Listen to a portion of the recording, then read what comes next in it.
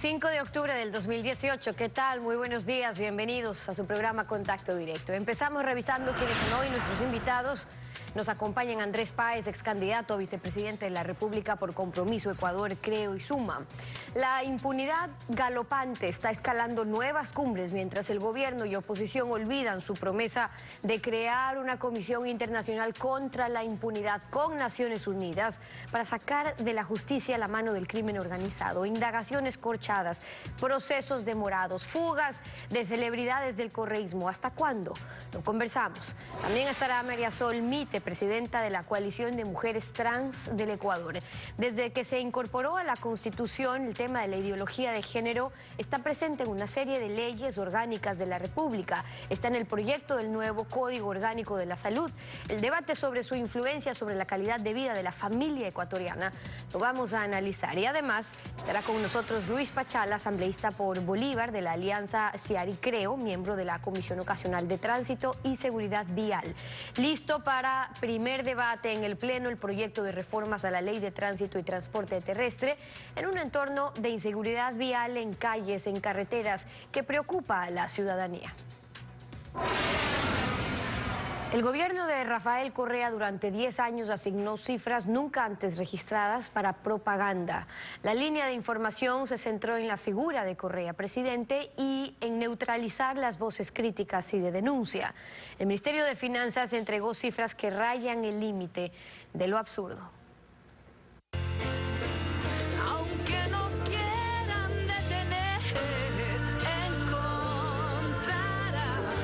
La propaganda para el gobierno de Rafael Correa fue un eje estratégico, tanto que entre el 2007 y el 2017 tuvo un presupuesto de 1.480 millones de dólares, cifras que no tienen precedentes.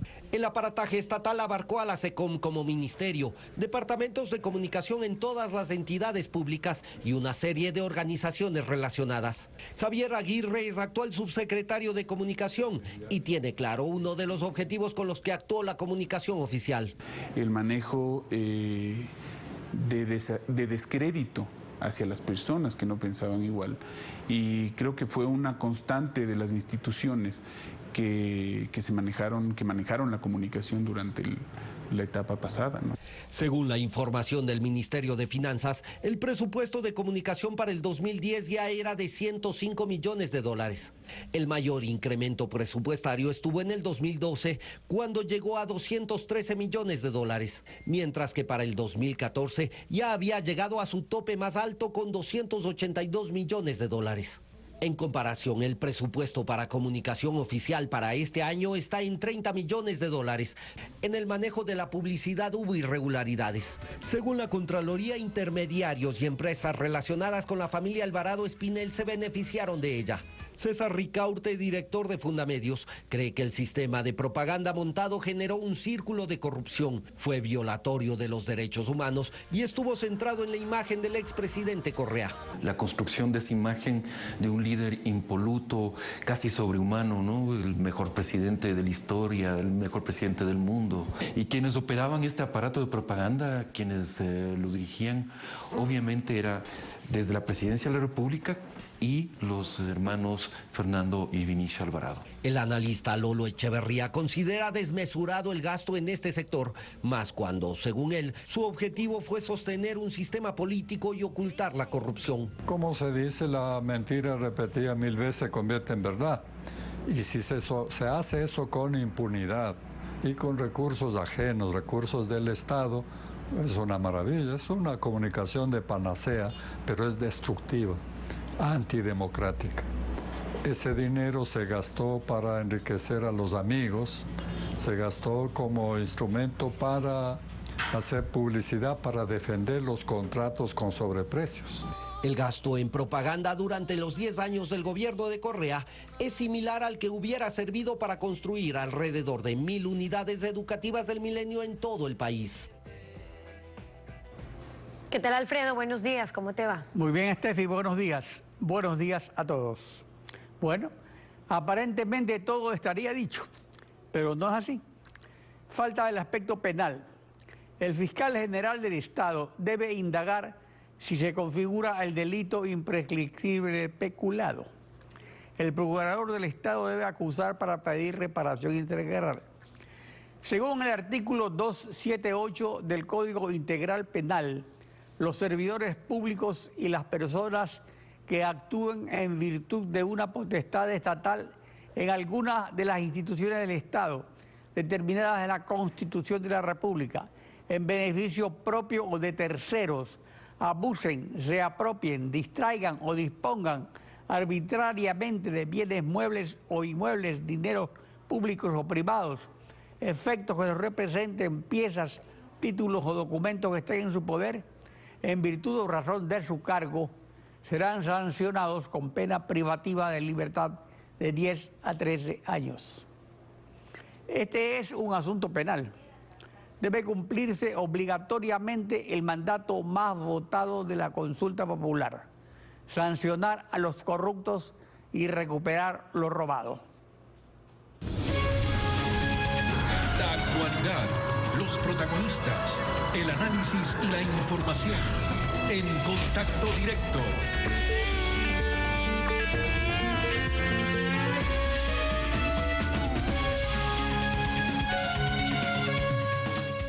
Las turbulencias por el estrecho resultado electoral de la segunda vuelta presidencial tuvo una gran causa: la corrupción, que los grandes estrategas de la política minimizaban diciendo que en las encuestas, con preguntas hechas por ellos, por supuesto, la gente respondía que era su empleo lo que más les interesaba y no la corrupción.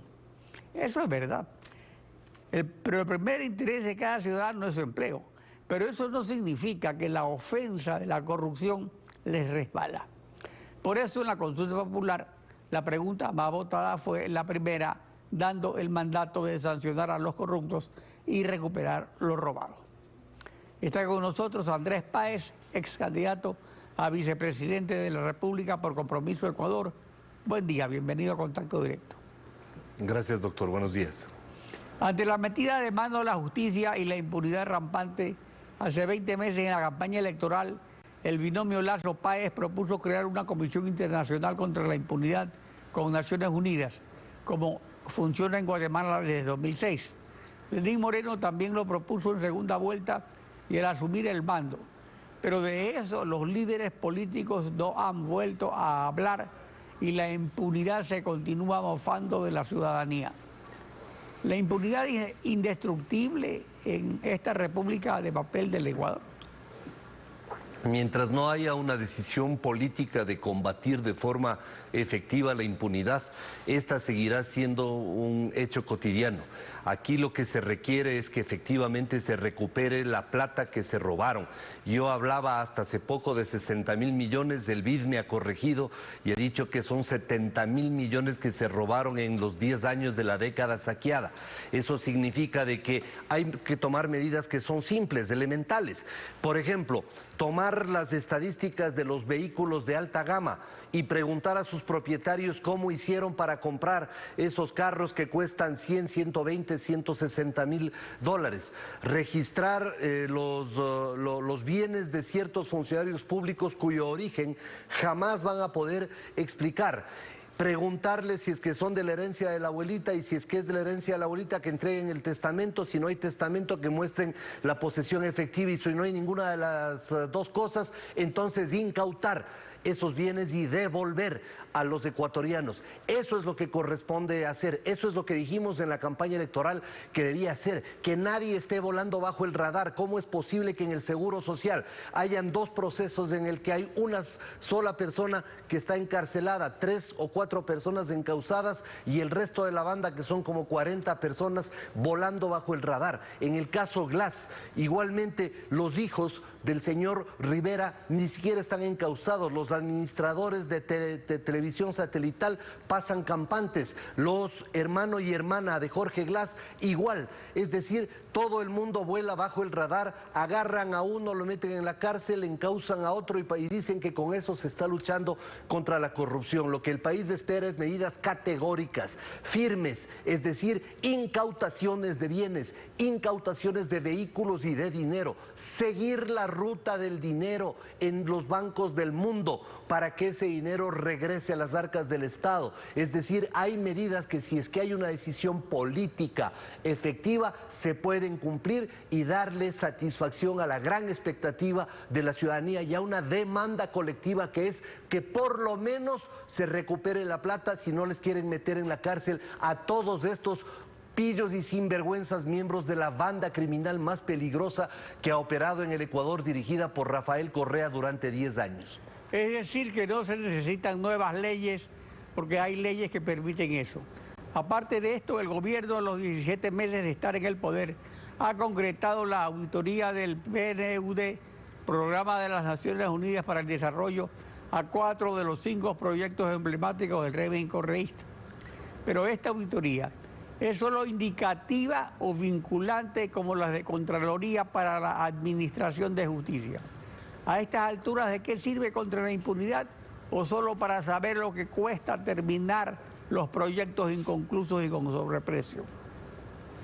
Es una auditoría no vinculante, simplemente referencial, pero va a ser un instrumento de gran utilidad para la Contraloría y para la Fiscalía a efectos de determinar el sobredimensionamiento de los precios, no solamente de esas obras públicas, sino de todo lo actuado en el sector eléctrico, en el sector hidroeléctrico, en el sector telecomunicaciones, petróleos y construcciones de todo tipo, que son las 5 grandes áreas que tienen que ser auditadas, en mi opinión, porque estamos hablando de 70.000 millones que se robaron y estamos hablando de más de 10.000 personas que no pueden explicar ingresos superiores a $100.000. Estamos hablando de fiscales que andan en Hammer, estamos hablando de gente que no puede explicar el origen de su fortuna. Y lo que pasa es que ha pasado más de un año y resulta que aquí no hay nada y la gente se siente insatisfecha, se siente burlada, se siente timada porque dice, si se nos pasean en las narices con los carros de lujo,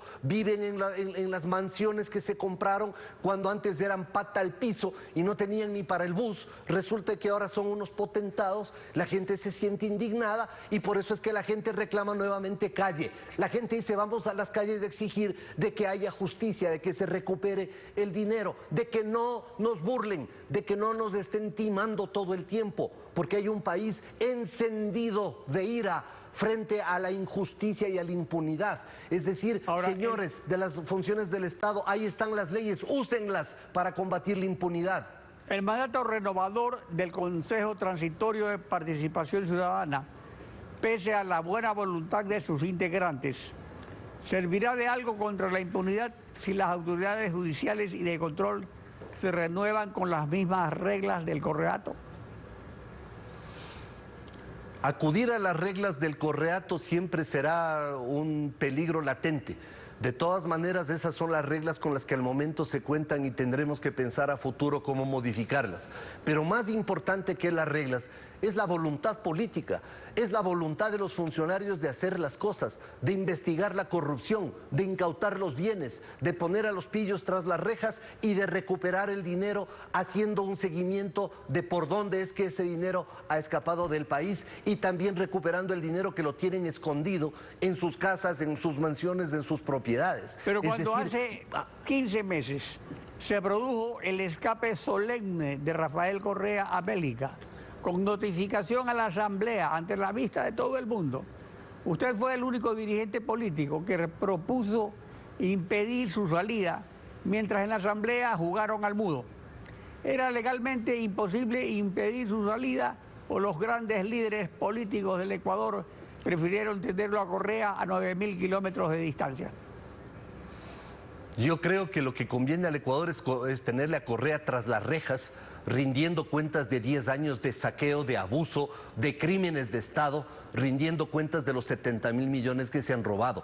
Y no solamente eso, doctor Pinargote. Además, antes de que se le ponga el grillete al licenciado Alvarado, el 1 de agosto yo ya publiqué en Twitter un tuit en el cual denunciaba que habían 2 personas que habían violado los grilletes y que siendo parte de la banda que integró el grupo de corruptos del Ministerio del Interior, simplemente habían logrado ya escapar. Esto fue el 1 de agosto, 2 semanas antes de que se le ponga el grillete a Alvarado. Yo exigí que haya una revisión de esos grilletes, que además son unos grilletes de mala calidad, sobredimensionados en el 1000%. Resulta que ahora los pillos se van despidiendo, se burlan en las narices de todos los ecuatorianos, se largan sin rendir cuentas, y aquí obviamente este señor no pudo haber actuado solo. Alguien le ayudó, porque esos grilletes necesitan una llave hexagonal para ser manipulada, y además se necesita investigar a las autoridades de aquellos países en los que presuntamente puede estar, sea Nicaragua o sea otro país.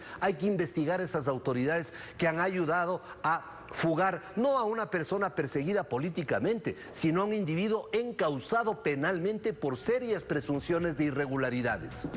Andrés Páez, gracias por acompañarnos en Contacto Directo. A usted, gracias. Buenos días. Nos vamos a una pausa y cuando regresemos está en nuestros estudios María Sol Mite, presidenta de la Coalición de Mujeres Trans del Ecuador. Hablamos sobre la ideología de género en el proyecto del nuevo Código de la Salud. ¿Es una realidad o una invención? En pocos minutos estamos de vuelta. Quédese usted en nuestra sintonía.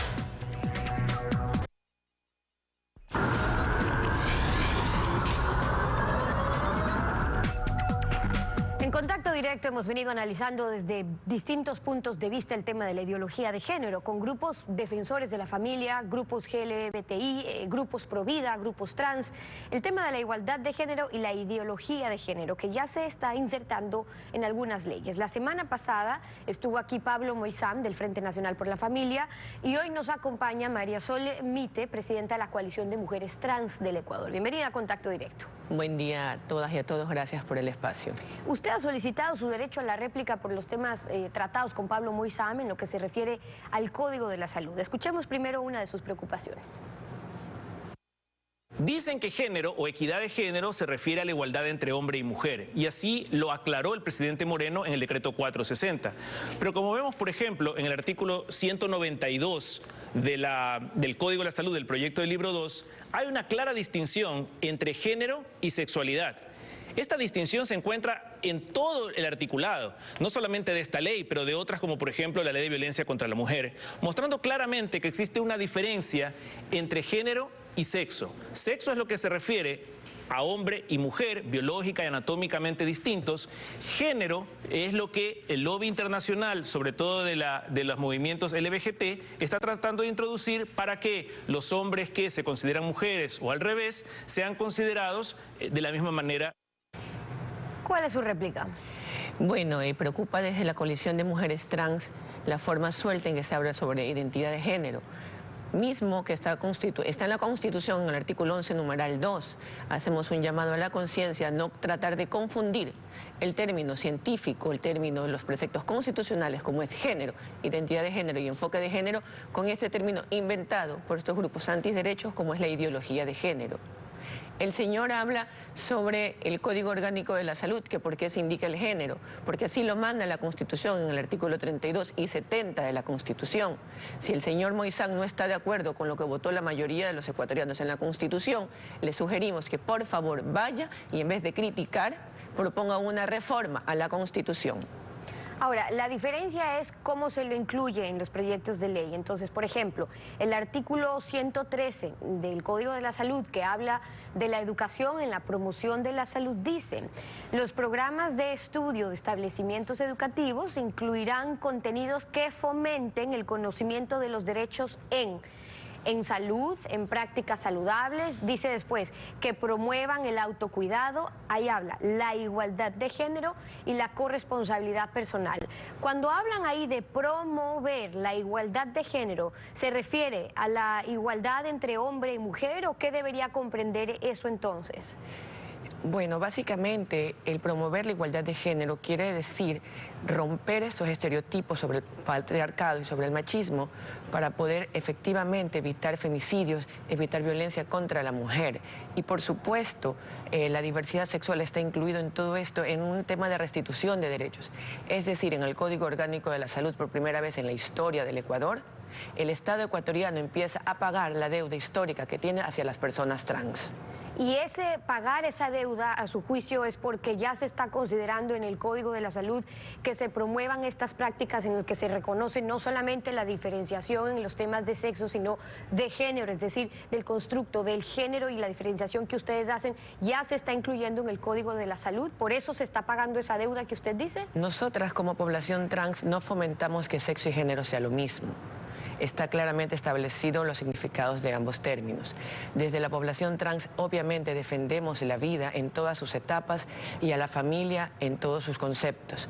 Por eso estamos de acuerdo en temas que se establecen en el Código Orgánico de la Salud, como la reproducción humana asistida, el uso de medicina alternativa como el cannabis para mejorar las dolencias de salud y, por supuesto, todo el proceso de restitución y de construcción para personas trans. Ahora, él hablaba de una cosa y es lo que se refiere a educación, y por eso cuando él decía una cosa es la educación sexual y otra cosa es lo que se refiere al género, que ya debería ser una decisión de los padres del que se pueda introducir o no, incluso que se quiera promover en los temas educativos el tema del género. El que se quiera exponer a su hijo a esos conceptos o a esas prácticas ya debería ser potestad de los padres, no una política de Estado. ¿Qué dicen ustedes sobre eso? Es triste ver cómo utilizamos a menores de edad para infundir en un discurso de miedo, para seguir perpetuando la discriminación y el odio a los grupos LGBTI. Una cosa es recibir información clara y científica sin influir en la formación de nadie. Pero sí es criticable ver cómo se utilizan a los estudiantes menores de edad con uniforme en el horario de formación académica para recibir charlas, para crearle fobias y miedos a los estudiantes. Es importante recalcar que desde los grupos LGBTI no buscamos homosexualizar a nadie. Solo buscamos que se empiece a reconocer y a pagar la deuda histórica que tiene el Estado ecuatoriano hacia esta población. Claro, ahora, pero hay una distinción entre que se pueda promover prácticas de no discriminación, de respeto, de tolerancia, y luego que se quieran insertar estos conceptos, porque una cosa es el que se quiera hablar sobre una educación sexual que se refiere a lo biológico, entre la diferencia de hombre o mujer desde las diferencias biológicas, genéticas, y otra cosa es quienes están en su derecho de defender que también se tienen que incentivar aquellos conceptos de género, pero que estamos de acuerdo en el que no necesariamente todos están de acuerdo con esa línea, y por eso la diferenciación entre si eso debería ser una práctica que deba promover el Estado ya es potestad de cada familia o de cada padre de familia. El señor Moisán en sus declaraciones habla sobre supuestos. No podemos trabajar sobre supuestos ni legislar sobre supuestos. Les recuerdo que el artículo 1 de la Constitución del Ecuador, y me permito leerlo, el Ecuador es un Estado constitucional de derechos y de justicia social, democrático, soberano e independiente, unitario, cultural, plurinacional y laico. Es decir, que el Estado no debe entregar algo, sino garantizar que esto se dé en el marco de lo justo. Bajo esa línea escuchamos al señor Moisán de manera irresponsable emitir criterios que porque esto suceda no debe ser normado, es decir, promovemos el no acceso a personas trans en temas de salud. Dicen defender la vida y nos bloqueamos y queremos bloquear el tema de que se pueda mejorar la calidad de vida por uso de medicina alternativa. Defienden la familia y no permiten que familias y personas que no pueden tener hijos por alguna circunstancia puedan acceder a mecanismos que les garantice este acceso. ¿A eso nos referimos? En muchos de los temas de los que Pablo se refería, Pablo Moisán, era en la preocupación a que se fomenten prácticas en temas de educación. Y sobre el tema educativo, escuchemos lo que nos dijo ayer aquí Agustín Laje, politólogo y escritor, sobre lo que ya está ocurriendo en Argentina. Esto no es algo que solamente pase en Argentina, donde directamente es atroz. A los niños de jardín de infantes, por ejemplo, a los 5 años, se los disfraza de nenas y les piden que les cuenten a las maestras qué se sienten siendo nenas a los 5 años, sin consultar a los padres. La educación sexual es importante, pero ¿qué es? Es educar al niño en la biología sexual humana, cómo se reproduce el ser humano, cómo evitar las famosas ETS, las enfermedades vinculadas a lo sexual, cómo evitar que niñas de 14 años tengan hijos, por ejemplo. Ahora, hay una dimensión moral de la sexualidad que eso debería ser materia de los padres de familia, no del Estado, porque cuando el Estado se mete ahí, es un Estado que adoctrina, no que educa.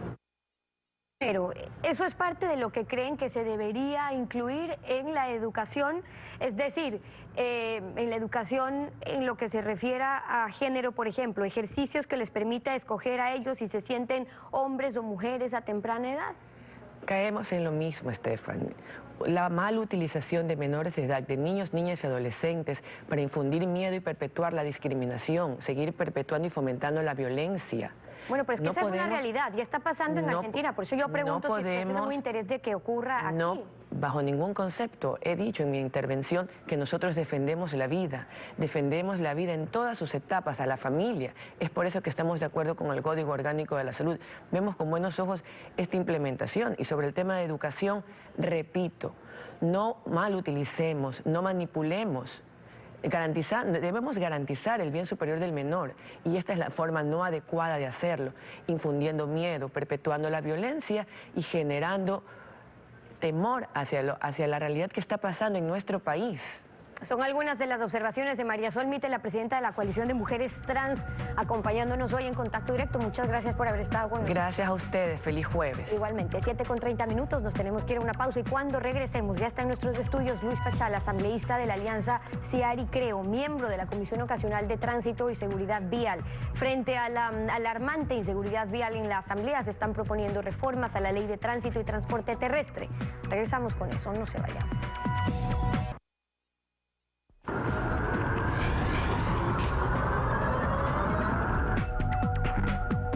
La inseguridad vial como problema ciudadano de todos los días, con su número escalofriante de muertos en carreteras y calles de las principales ciudades, afecta a las clases sociales mayoritarias y aceleró la reforma a la Ley de Tránsito y Transporte Terrestre, poniendo énfasis en los problemas del transporte interprovincial por carreteras, pero dejando intacto el grave problema de los peatones diariamente irrespetados y atropellados en las grandes ciudades. Luis Pachala, asambleísta de Creo por Bolívar, integrante de la Comisión Ocasional para la Seguridad Vial. Buen día, bienvenido a Contacto Directo. Buenos días, don Alfredo. Con usted saludar también al Ecuador y a toda la provincia de mi tierra, Bolívar. Un gusto a la orden.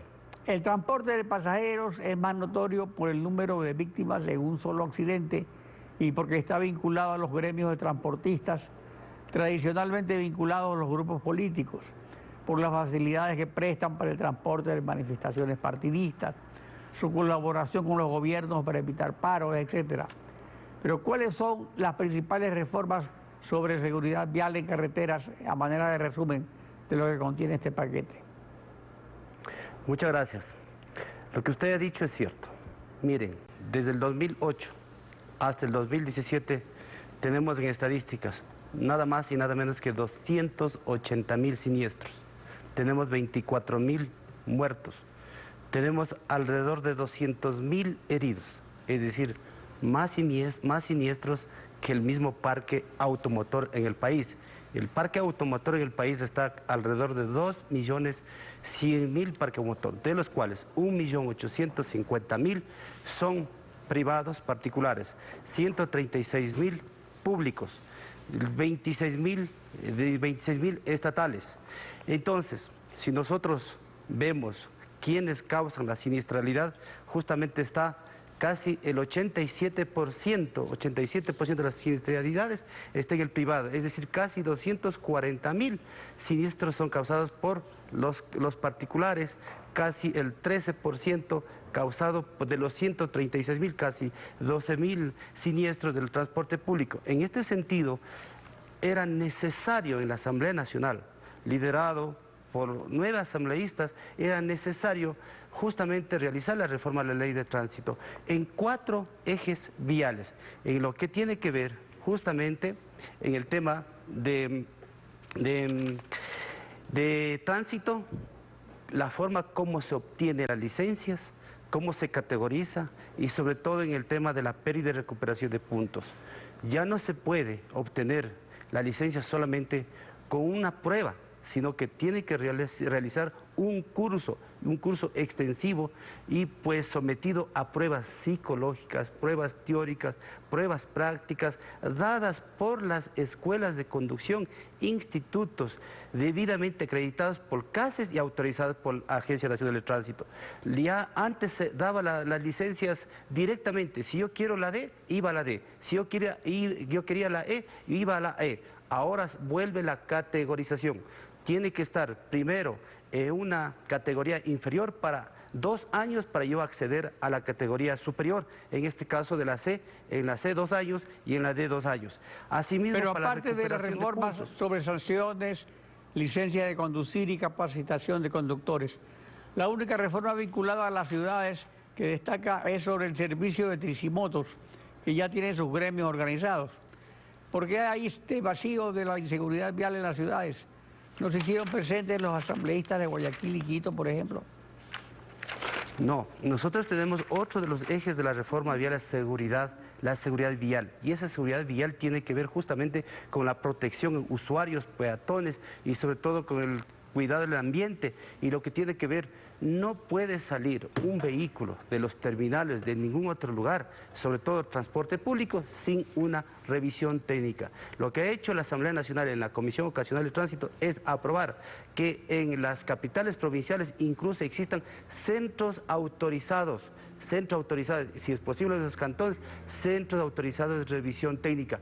Por lo tanto, ya no hay necesidad de este rato de estar a la cola, simplemente pues los señores conductores tendrán. Asimismo se ha implementado en la ley que existe, en el artículo 79 de la reforma, numeral 1, se ha reformado que exista un tacógrafo en los vehículos de transportación pública. Precisamente eso, sobresale entre la reforma por su pragmatismo la disposición general nueva para que todos los propietarios o conductores que realicen algún tipo de transporte terrestre están obligados en el plazo de 365 días a instalar dispositivos electrónicos de control, tales como tacógrafos, limitadores de velocidad en los vehículos, ya sea de transporte público o privado, de mercancías o de pasajeros. Pero ¿por qué un plazo tan largo para que sigan abusando del exceso de velocidad? ¿Y por qué no es de 6 meses? ¿Por qué no se aplica también esto al transporte dentro de las ciudades, no solo al de las carreteras? Hay que recordar a los ecuatorianos, este es un informe a primer debate, esto puede dar un giro de 180 grados en el segundo debate porque vamos a recibir todas las consideraciones, todas las propuestas de quienes ya nos están escuchando, de quienes nos están viendo y de quienes estamos enviando este informe para primer debate, para que esta reforma sea una reforma pragmática, como usted lo decía. Pero también, además, mi querido Alfredo, quería informar a los ecuatorianos que ahora se implementa como una materia en todas las unidades educativas de primer año de básica hasta el tercer año de bachillerato, la educación vial. Si no tenemos cultura vial, si no nos capacitamos, si permanentemente nosotros nos descuidamos de la educación vial, eso es lo que ha ocurrido en los 10 años. Entonces, se implementa también otra situación de la reforma que... Pero eso de la educación vial es fundamental. Y hay que recordar lo que usted señalaba, del principal número de accidentes que según estadísticas es de los vehículos privados. Y el accidente de tránsito más frecuente es el atropellamiento. Es notorio en las ciudades la falta de señales como carriles para los vehículos, pasos cebras para los peatones, control de velocidad con semáforos intermitentes en los pasos cebras, con fotorradar para los infractores, que es más efectivo que vigilantes y que los costosos pasos elevados. ¿Se podría incluir en la ley para segundo debate estas medidas para la seguridad vial de los peatones en las ciudades? Por supuesto, nosotros estamos justamente de que debemos nosotros aplicar el principio universal, organizar el transporte y además gestionar el tema de tránsito. Y la organización y la gestión significa dar y garantizar seguridad vial, cuidar la vida y salvar la vida. En el tema de organización de transporte, justamente las operadoras y quienes manejan el transporte público deben trabajar con visión empresarial, no solamente trabajar como un tipo doméstico, socio, administración doméstica, sino también dando un modelo de gestión, calidad de servicio. La competencia no es correr, la competencia es mejorar la calidad de servicio. Asimismo, la gestión de transporte tiene que tener las instituciones respectivas. Primero, coordinación entre la Agencia Nacional de Tránsito, la Policía Nacional, debe tener la CT, Comisión Nacional de Tránsito, y de igual manera los GATS que reciben ya las competencias de la Administración de Transporte. Claro, eso es muy importante, porque las autonomías de los gobiernos autónomos no los exime de que una ley de la República les determine sus obligaciones en esta materia con los ciudadanos. ¿Por qué se los exime dándoles carta blanca en las ciudades donde se respeta a los peatones y sus derechos? Es realmente alarmante eso. La reforma justamente eso permite articular entre todas las instituciones. La CT, por ejemplo, debe estar en los GATS en donde no existen todavía las competencias. La Policía Nacional en las troncales y en las vías nacionales. La Agencia Nacional de Tránsito con una política clara digamos, de seguridad vial. Asimismo, el tema de la Policía Nacional, especialistas en el tema de tránsito, pues investigación, de accidentabilidades, etcétera. Bueno, etcétera. este es solo el informe para el primer debate. Esperemos que ya al segundo debate pues llegue mejorado con observaciones de los asambleístas. Luis Pachala, asambleísta por Bolívar, integrante de la Comisión Ocasional para la Seguridad Vial. Gracias por su participación en Contacto Directo. Muchas gracias, Alfredo. Muchas gracias. Estefi. Concluimos así esta emisión. A ustedes gracias, su confianza y sintonía. Mañana estarán Samantha Mora y Lenin Artieda en Contacto Directo. Nos vemos el próximo lunes.